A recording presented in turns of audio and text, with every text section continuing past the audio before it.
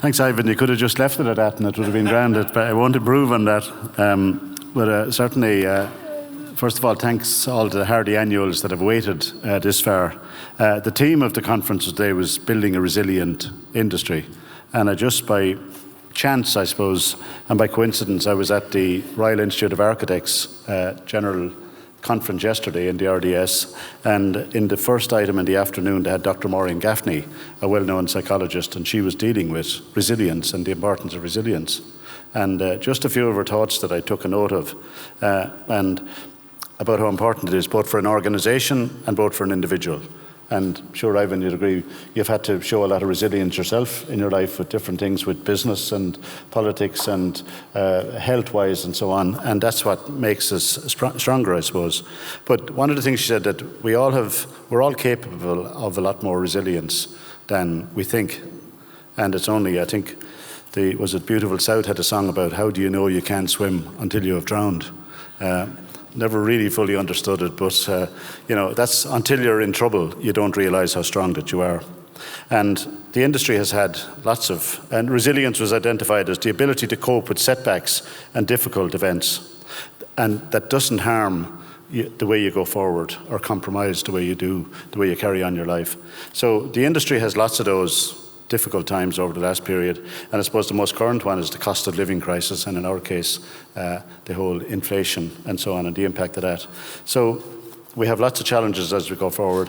I think it was very good that we had two superb ministers, and I know both myself and Ivan have a little bit of background in politics, and generally politicians get a bit of a hard time and they're easy to give a bit of going over to. But I thought today that both Simon Harris and Michael McGrath both showed that they have a major feel for their portfolios. They both get it. I think it was Kwasi Kwarteng, or whatever his name was, eventually got it during the week after he almost fucked up the British economy. But when he either got it or he got the chop, I'd say. But I think it's clear listening to Simon Harris that he gets it at this stage. And I thought he was quite funny when he said about the different strategies he had for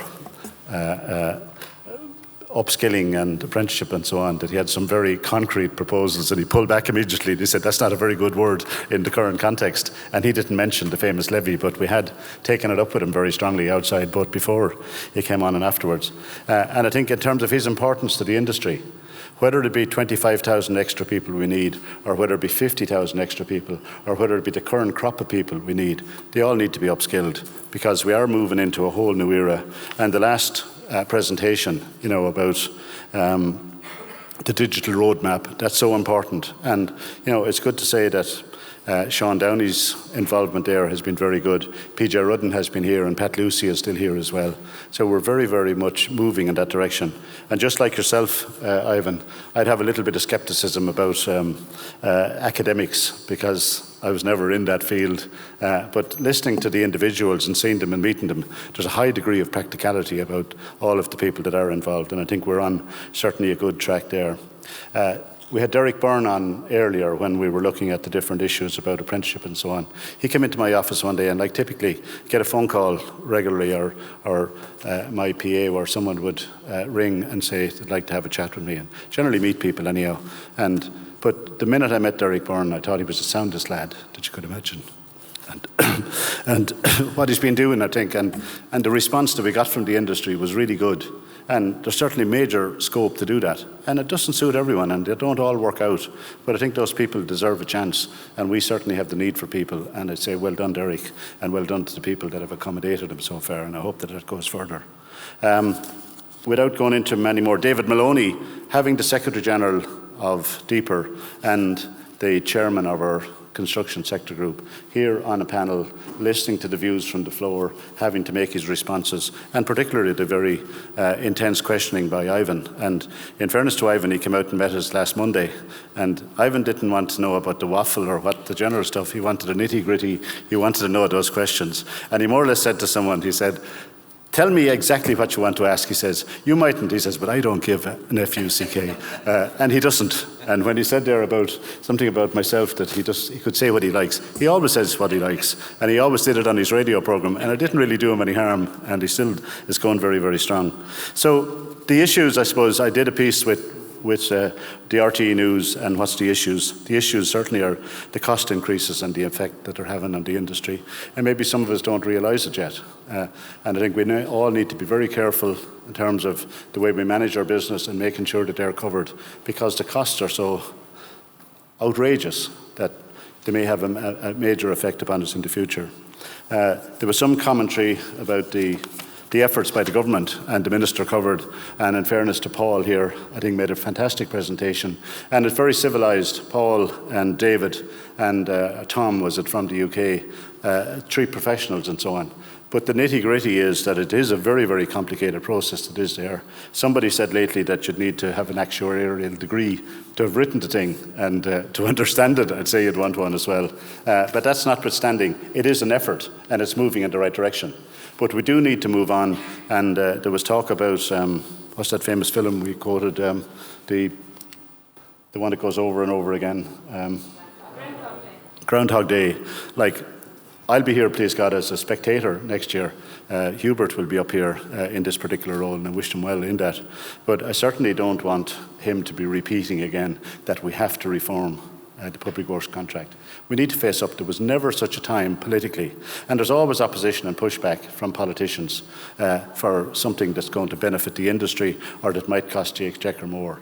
But if we can't get a reform in the extraordinary times of inflation that there is now, as opposed to maybe for the previous 20 years when it was down maybe averaging about 1 or 1.5%, now is the time when we have to keep pushing very, very strongly on that. So I don't think I have too much more to say. You've thanked most of the people, Ivan, and I want to thank again our own team. We have a fantastic team. Nearly all our directors, I think, were up performing today, and Maeve pulled it all together, and she's new into the job. And when Ivan came in the other day, he says, "Who's this Maeve?" He said, you know. Well, I think he put enough of questions to her that she got to certainly prove herself, and well done, Maeve. To President Frank spent all day yesterday with Joe Conway, our Vice President, on an interview panel for a very important role within the CIF. He had to tug out for the dinner last night and meet all of the, or most of the speakers, and get a quizzing from Ivan.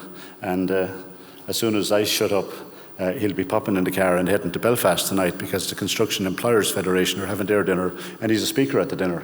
He has a bit of a day job as well, running walls, and we were discussing the different sites to have, and they'll be turning over around 500 million next year, so that's not to be scoffed at. And he has a wife and a young family as well, so well done, Frank. In terms of a voluntary contribution, I think you're a star, and you do a fantastic job. And I think the impression that you make on the ministers and so on you meet, because you're so earnest and you know it's so tough, it's certainly a great job on behalf of the CIF, and well done.